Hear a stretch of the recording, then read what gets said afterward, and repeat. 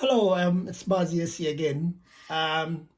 So if you see something like this, right?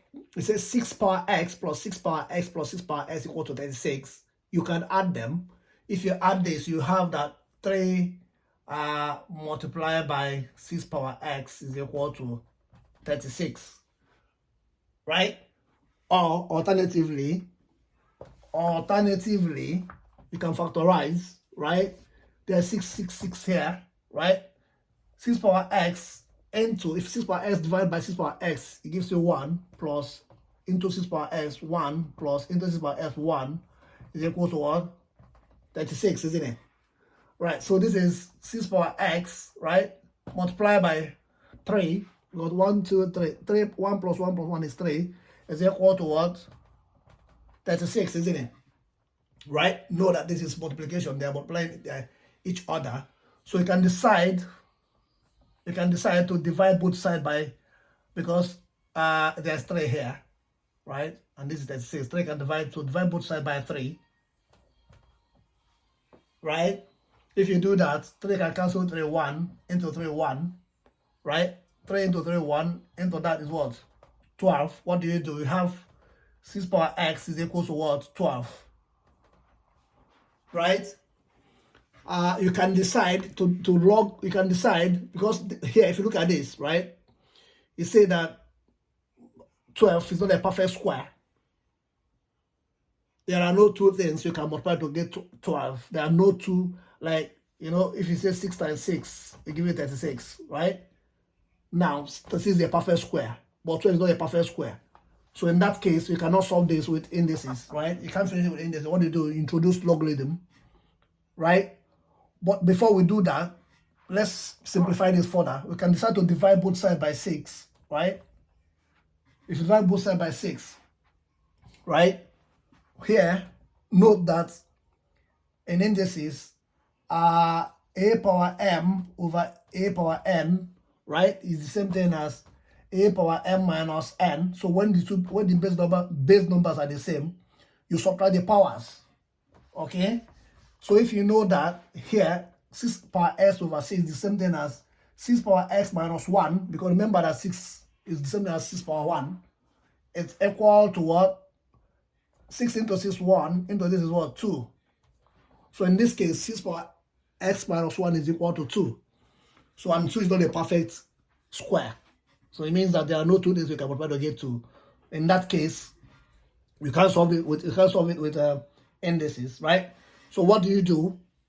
What you do is you introduce logarithm. What do? You decide to log both sides, right? Log 6 power x minus 1, right, is equal to log what? 2, right? So if you log both sides, this is what you have. However, note that in logarithm, right? In logarithm, if I write here, note this, that in logarithm, log a power b, right, is the same thing as b log a, right? Log a power b is the same thing as b log a. So if you know that this log 6 raised to power x minus 1 is the same thing as, if you permit me, is the same thing as x minus 1 log what? 6, right?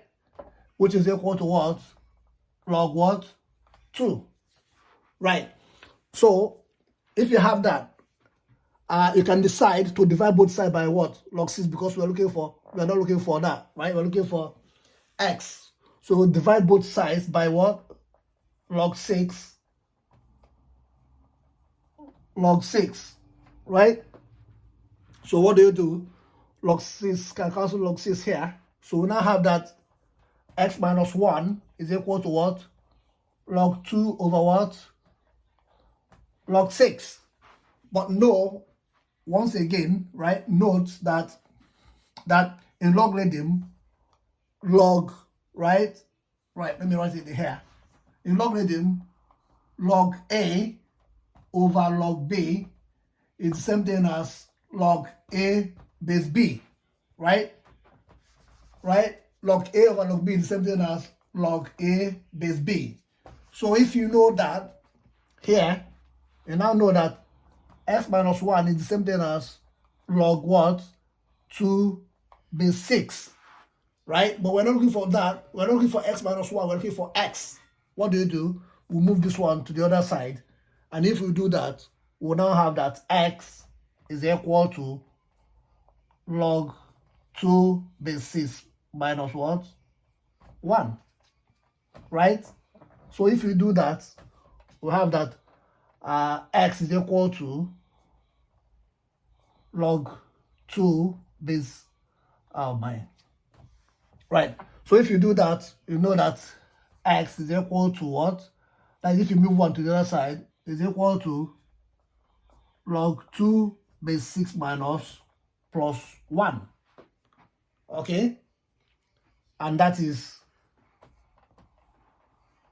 what they do. You can decide to find log 2 base 6 and add 1 to it, and that's your answer. But you can decide to leave it there. And that is how you find x. X in this case is equal to log 2 base 6 plus 1. And that is how you do it.